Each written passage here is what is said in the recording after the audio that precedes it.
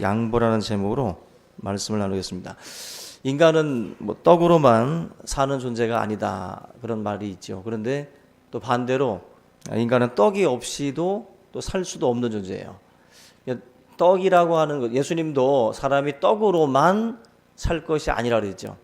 떡이 필요하다라는 말씀이죠. 그만큼 우리들의 삶에 이러한 어떤 그 물질, 이러한 것들은 어떻게 보면은 살면서 없어서는 안 될 또 필요한 어떤 것들 중에 분명히 들어가고 있습니다. 사람들이 이 돈 앞에서 나약해지기도 하고 또 비정해지기도 하고 또 악랄해지기도 또 하기도 하는데, 이 돈이라고 하는 것 때문에 사실 많은 그 관계 속에서도 이 갈등이 생길 때가 많이 있습니다.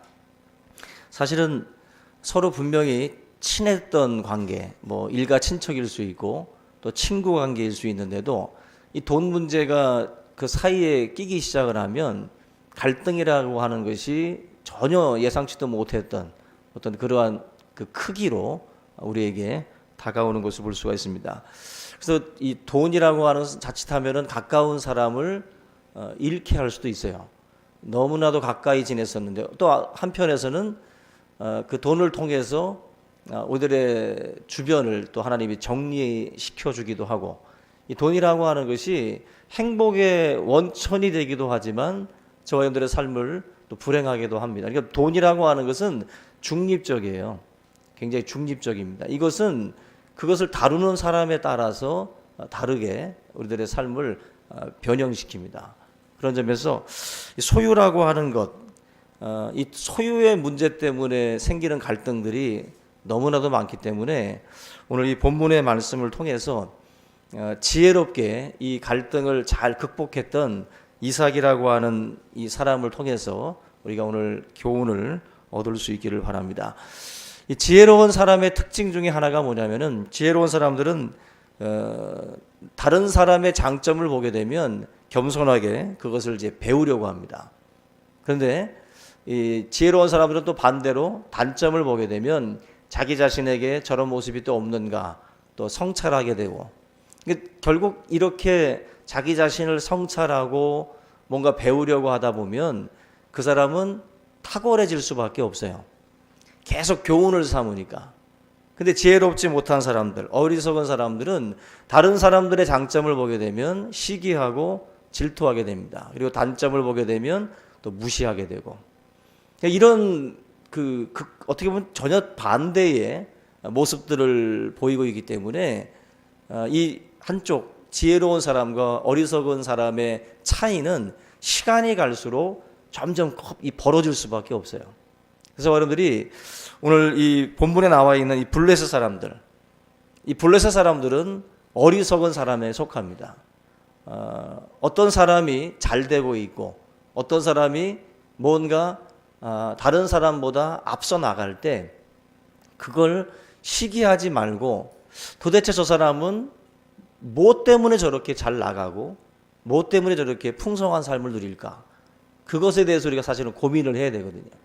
근데 오늘 본문에 나와 있는 이 블레셋 사람들은 그러지 않았어요. 어리석은 사람의 길을 걸어갔습니다. 어리석은 사람의. 이삭이 그 살던 곳에서 흉년이 들자 이 블레셋에 있었던 아비멜렉이라고 하는 그 사람의 그 밑으로 들어가요. 한마디로 얹혀 사는 생활을 이제 하게 됩니다. 이 얹혀 사는 사람이 어떻게 보면은 모든 것들이 다 부족해야 정상인데, 이삭은 이 아비멜렉의 밑으로 들어가서 얹혀 살면서 오히려 하나님의 축복이 그의 삶에 넘쳐 흐르기 시작을 합니다.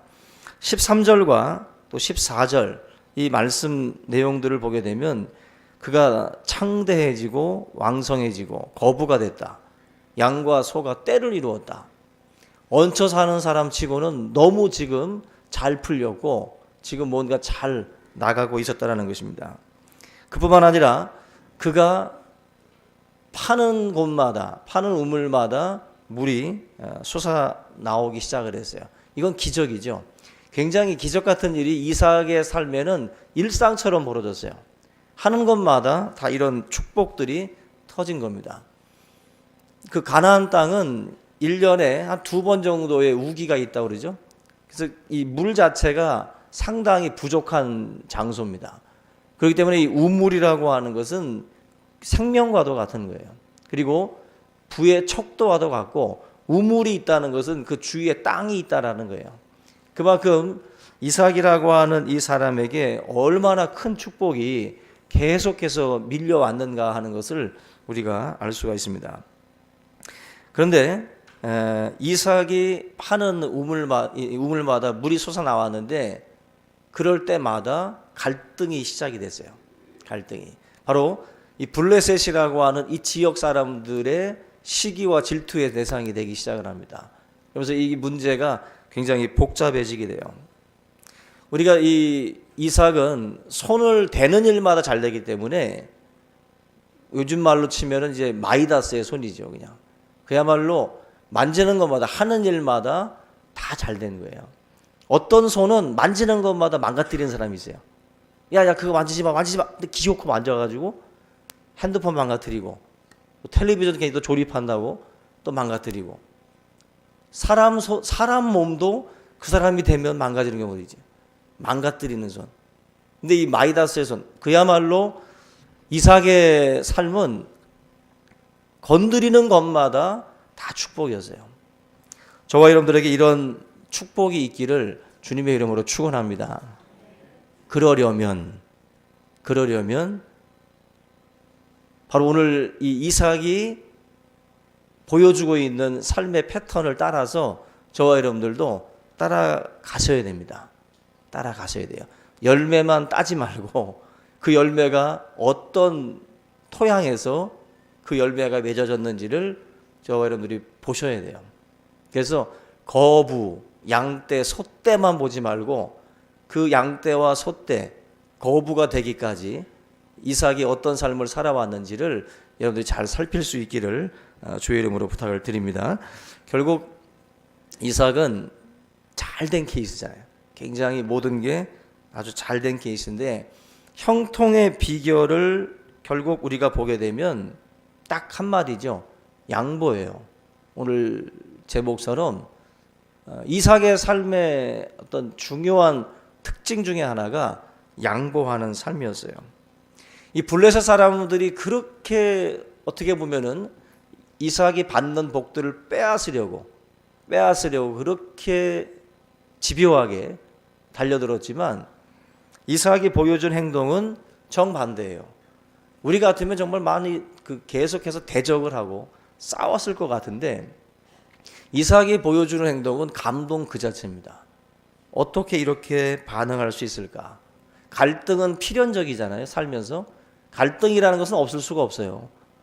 부부 관계에서도 갈등이 있고, 또 피를 나는 부모와 자녀의 관계에서도 또 이 갈등이 생깁니다.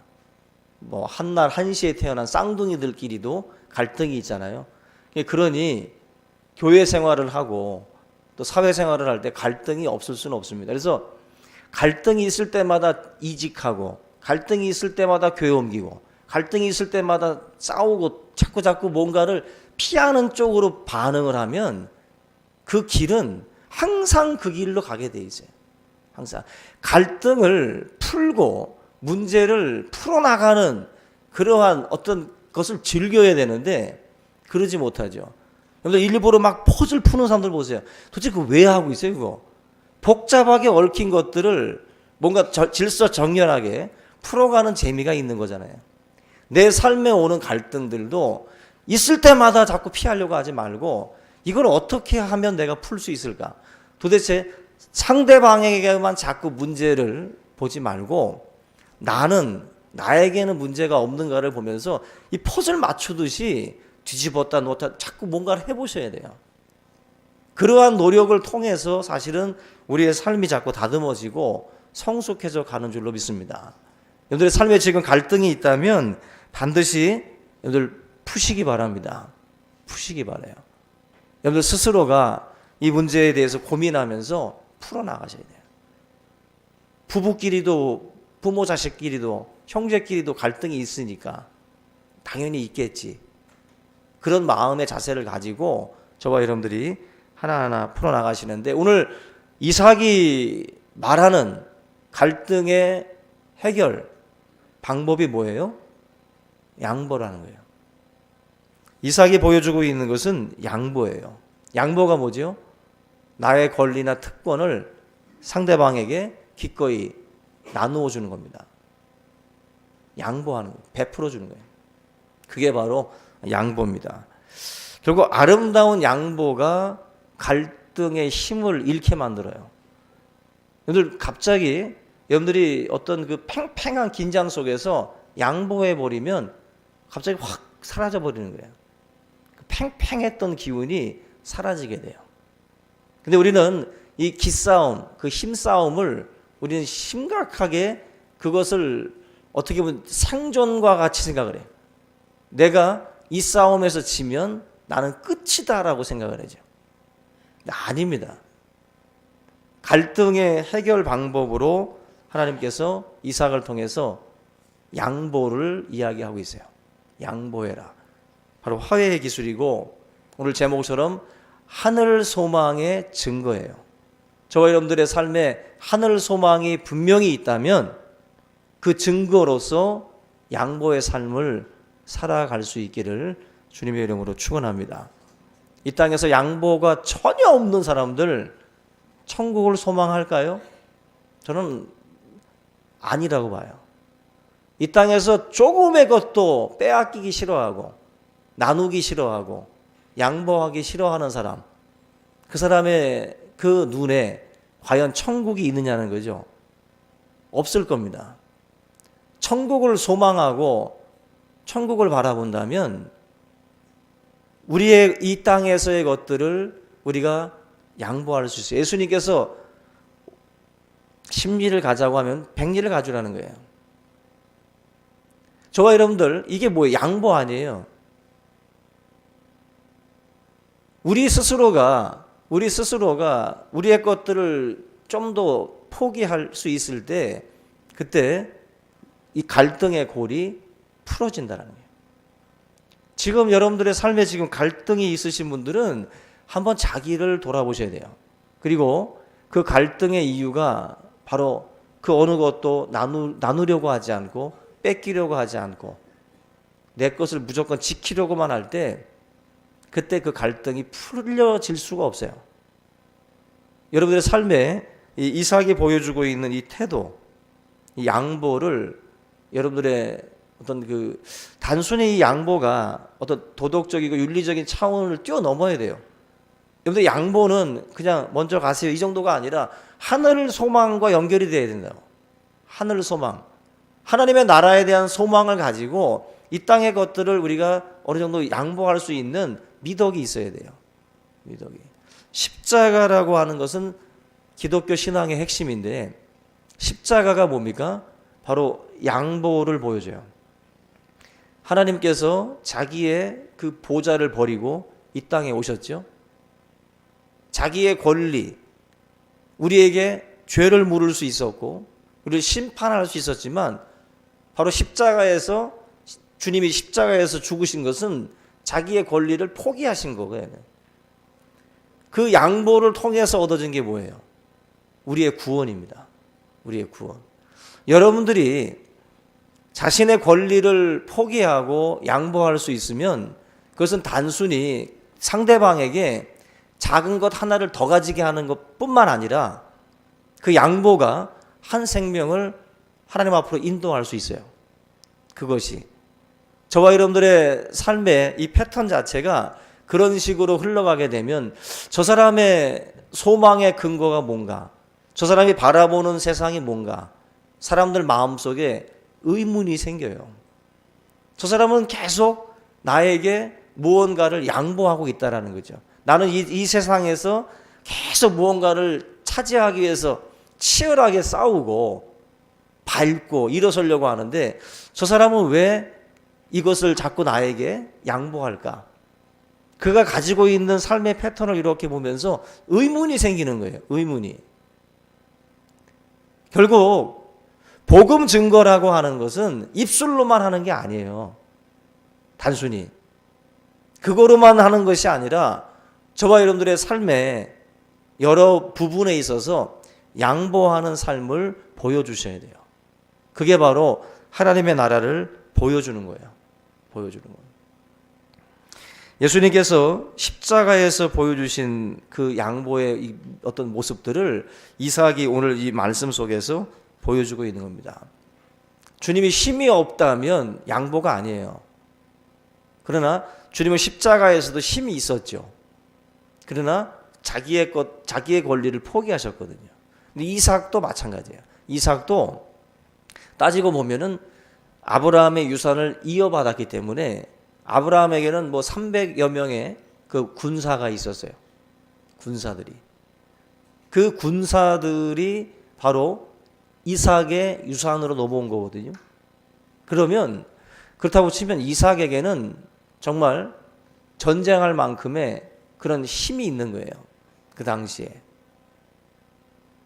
우리가 얼마든지 이삭이 그랄의 목자들과 싸울 수 있는 힘이 있다는 것을 알게 되면 이 이삭이 지금 양보한 것 자체가 굉장히 놀랍습니다. 얼마든지 싸워서 자기가 지킬 수도 있었어요. 그런데 그 다툼을 이삭이 원치 않았습니다. 원치 않고 화평을 원했어요. 저희들은 화평케 하는 자가 되라고 그랬습니다. 화평케 하는 자. 화평이 있는 곳으로 가라가 아니라 화평케 하는 자가 되셔야 돼요. 아, 우리 교회 너무 시끄러. 좀 화평한 데로 갈래. 천만의 말씀이에요. 다른 데 가도 그렇지 않습니다. 주님 나라에 가셔야 화평해져요. 우리 교회에 있는 사람이 저 교회는 없겠어요? 똑같아요. 이 군데에 있는 애가 저 군데에 없어요? 똑같죠? 똑같습니다. 인간이 있는 곳은. 화평한 곳을 찾아다니는 사람들은 결국 만날 수가 없어요. 화평케 하는 자가 되셔야 돼요. 아, 우리 교회를 어떻게 하면 내가 화평케 할까? 어떻게 하면? 그 고민을 하는 자가 되셔야 돼요. 그 고민을 하게 되면 답이 뭐예요? 양보하는 거예요. 내가 양보하고 내가 지고 내가 뭔가 이렇게 포기할 때 그때 화평의 역사가 일어나요. 10명이 있는데 파이 조각이 8개야. 화평할 수 있어요? 화평할 수 없죠. 그 안에 있는 2명이 누군가가 양보해야 파이 8조각을 같이 먹을 수 있어요. 희생할 수 있어야 돼요. 희생하는 사람이 많으면 다른 사람들은 더 풍성하게 먹겠죠. 그러나 그 풍성하게 먹은 사람도 뭔가 교훈하는 바가 있기 때문에 나중에 그들도 또 다른 모습으로 변화되겠죠. 저와 여러분들이 이 화평하게 살아가는 그 어떤 이삭의 그 삶의 이 모습은 굉장히 중요한 겁니다. 굉장히 중요해요. 양보하면 하나님께서 더 큰 것을 주시는 역사들이 있죠. 큰 역사들. 평생 한 번도 자기 권리, 자기의 것을 포기하지 않은 사람들은 예수의 제자라고 할 수가 없습니다. 예수의 제자라고. 예수의 제자고 그리스도인이라고 말하려면 양보의 미덕들을 우리가 가지고 살아가야 돼요. 소탐 대실, 작은 것을 탐하면 큰 것을 잃는다고 그러죠. 근데 소양대득이라는 말이 있어요. 작은 걸 양보하면 큰 걸 얻는다. 작은 거를 양보하면 큰 걸 얻어요. 우리 성도님들이 이삭이 지금 얼마나 많은 걸 양보했습니까? 그런데 마지막에 르호봇이라고 하잖아요. 그 우물의 이름을 넓다라는 뜻이거든요. 넓다.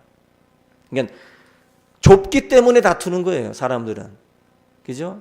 우리나라 같이 이 좁은 땅에서 사니까 주차 전쟁도 일어나고 층간 소음도 일어나고 그냥 다들 높이 쌓으니까 그냥 한 층씩만 살고 있으면 안 싸울 텐데 이게 지금 좁으니까 자꾸 다툼이 있어요. 근데 지금 르호봇이라고 하는 우물의 이름이 넓다라는 건데 하나님이 계속 양보하고 살아가니까 이삭에게 넓은 우물을 주셨어요. 다툼이 없도록 하나님께서 아예 넓게. 이것은 우물의 뜻도 있겠지만 저는 이 르호봇이 이삭의 마음이라고 생각이 되고, 저와 여러분들의 마음 속에도 이 르호봇이라고 하는 우물이 있어야 돼요. 넓은 우물이 있어야 저와 여러분들이 다투지 않습니다. 내 마음의 우물이 너무 좁으면 사람들과 다툰다고. 근데 내 자신이 먼저 넓은 것을 가지고 있으면 다투지 않습니다. 양보할 수 있다는 거예요. 하나님께서 이삭에게 그 부분을 어떻게 보면 이제 교훈하시는 거죠. 저와 여러분들의 삶에 하나님께서 주시고자 하시는 그 큰 세계가 있지 않습니까? 그 세계를 바라보고 저희들도 넓은 마음으로, 마음이 넓어져야 우리 지경도 넓어져요. 우리의 땅도 넓어지고, 이걸 우리가 믿음으로 바라보고 여러분들 삶의 패턴이 이삭과 같은 모습으로 나아갈 수 있기를 주님의 이름으로 축원합니다. 양보의 삶은 하나님을 보여주는 삶이에요. 하나님을. 그래서 오늘 본문 말씀 28절 한번 같이 보겠습니다. 28절에 그들이 이르되 여호와께서 너와 함께 계신 우리가 분명히 보았으므로 우리의 사이 곧 우리와 너의 사이에 맹세하여 너와 계약을 맺으리라 말하였느라. 여호와께서 너와 함께 계심을 우리가 분명히 봤대요. 뭘 봤다는 거예요? 어느 순간에 양보하는 그 삶 속에서 하나님이 계속 채워주시는 것들을 보면서 하나님이 함께 하시는 사람이구나 하는 것을 봤다라는 거죠. 하나님의 사람이, 예수님께서 그런 말씀을 주라 그리하면 후이되어 누르고 흔들어서 넘치도록 안겨주겠다 그랬어요. 주라는 게 뭐예요? 양보하라는 거 아니겠어요? 양보하면 비어지는 것이 아니라 오히려 누르고 흔들어서 넘치도록 해서 하나님이 주시겠다라고 말씀을 해요.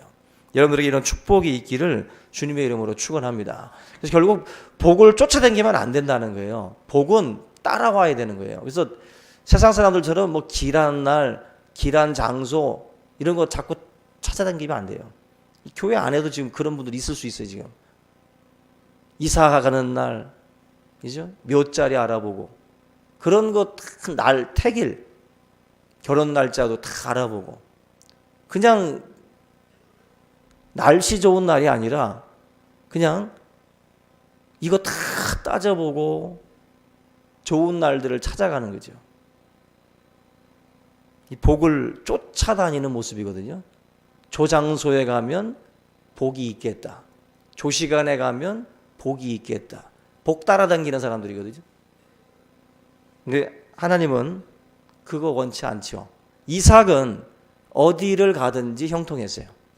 어디를 가든지, 어떤 시간에 가든지, 여러분들이 결혼을 어느 시간에 하든지, 애가 어느 시간에 출생을 하든지 그런 거 따지지 마셔야 돼요. 하나님 앞에 저와 여러분들이 천국을 소망하고 우리가 바라보면서 이삭처럼 양보하며 살아가는 삶을 산다면 결코 손해가 아닙니다. 하나님의 백성은 주의 말씀을 믿으셔야 돼요. 말씀을 믿고 주는 삶이 되셔야 돼요. 우리가 흔히 하는 농담 중에 아유 죽 써서 개 줬다 그러잖아요. 근데 그런 말 있죠. 성도들은 죽 써서 개라도 줘라고. 죽 써서 꼭 너가 먹어야 되냐는 거죠. 개도 먹고 옆집도 먹고 같이 먹자는 거죠. 뭔가 우리의 삶의 것들이 남에게 전달될 때 그걸 손해라고 보지 말고 하나님께서 주신 축복을 흐르게 하는 그러한 어떤 그 삶으로 여러분들이 해석하셔야 돼요. 양보라고 하는 것 자체가 결국 뭔가 여유 있고 마음이 채워지고 하늘을 소망하는 사람들이 할 수 있는 삶의 모습이에요.